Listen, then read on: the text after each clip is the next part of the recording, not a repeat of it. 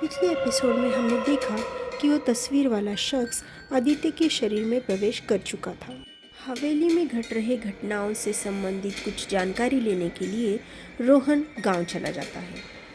आदित्य उन शक्तियों का प्रयोग करके चीज़ें हवा में उछाल रहा होता है। शगुन ये देखकर घबरा जाती है और रोहन को फ़ोन लगाने लगती है, लेकिन रोहन का फ़ोन नहीं लगता है।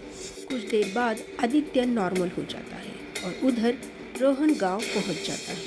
अब आगे गांव में बाजार का दिन होता है तो चहल पहल ज़्यादा होती है। रोहन कार से उतरकर वो पास वाली दुकान पे पूछने लगता है। दुकान वाला शख्स हवेली का नाम सुनकर चुप हो जाता है। वो रोहन को हवेली से वापस लौटने को कहता है, पर रोहन उसकी वजह पूछता है, लेकिन दुकानदार कुछ नहीं बोलता। अब रोहन भी डरने लगता है कि पता नहीं उस हवेली का क्या राज है। फिर भी रोहन को उस हवेली का राज जानना था, तो रोहन थोड़ा सा आगे बढ़ता है। वहाँ कुछ लोगों की भीड़ होती है जो सब्जियाँ खरीद रहे होते हैं। वहाँ जाकर रोहन उनसे हवेली के बारे में पूछने लगता है, तो वो सब्जी वाला और वो भीड़ उसे घूरने लगते हैं, जैसे रोहन ने कुछ अजीब पूछ लिया। रोहन कहने लगता है कि वो और उसका परिवार उस हवेली में आ गए हैं और जब से आए हैं तब से अजीबोगरीब घटनाएं घट रही हैं।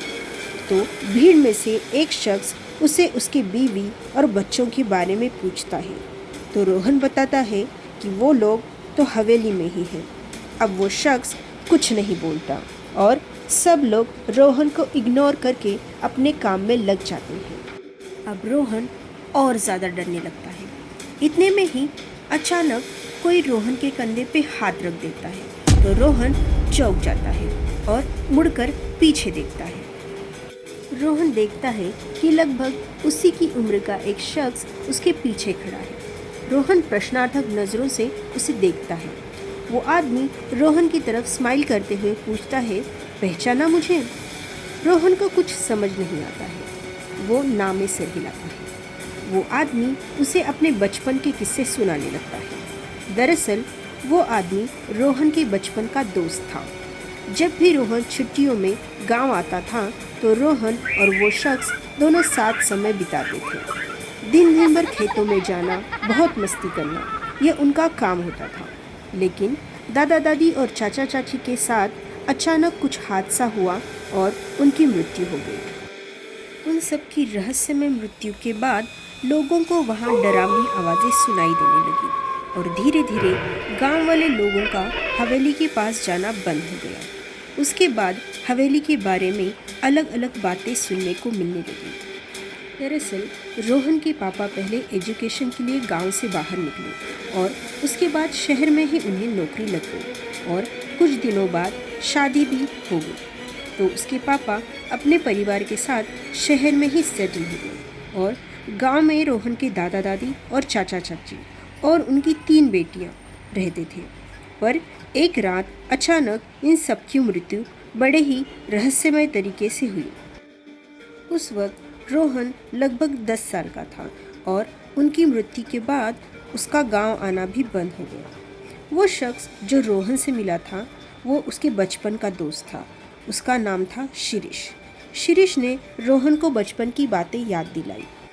अब रोहन को भी धीरे धीरे सब कुछ याद आ गया और वो खुश होकर शिरीष के गले लगा और दूसरे ही पल वह इमोशनल होकर रोने लगा और शिरीष को सब बताने लगा।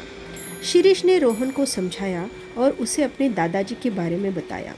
दरअसल शिरीष के दादाजी रोहन के दादा दादी के यहाँ हवेली की देखभाल किया करते थे। हवेली में जो रातों रात घटना घटी उसके बारे में वो थोड़ा बहुत जानते थे, इसलिए शिरीष रोहन को उसके दादाजी के पास ले आया। शिरीष ने दादाजी को रोहन से पहचान करवा कर दी और फिर दादाजी को उस घटना के बारे में बताने की विनती की। पहले तो शिरीष के दादाजी आग बबूला हो गए और शिरीष और रोहन को भी घर से बाहर जाने को कहा। लेकिन जब रोहन ने बहुत विनती की और उसे अपने बीवी और बच्चों के बारे में बताया तो दादाजी बताने को राजी हो गए। रहस्यों से भरी उस हवेली के कितने राज भरे पर्दे खुलने बाकी थे, ये जानने के लिए सुनते रहिए पुरानी हवेली।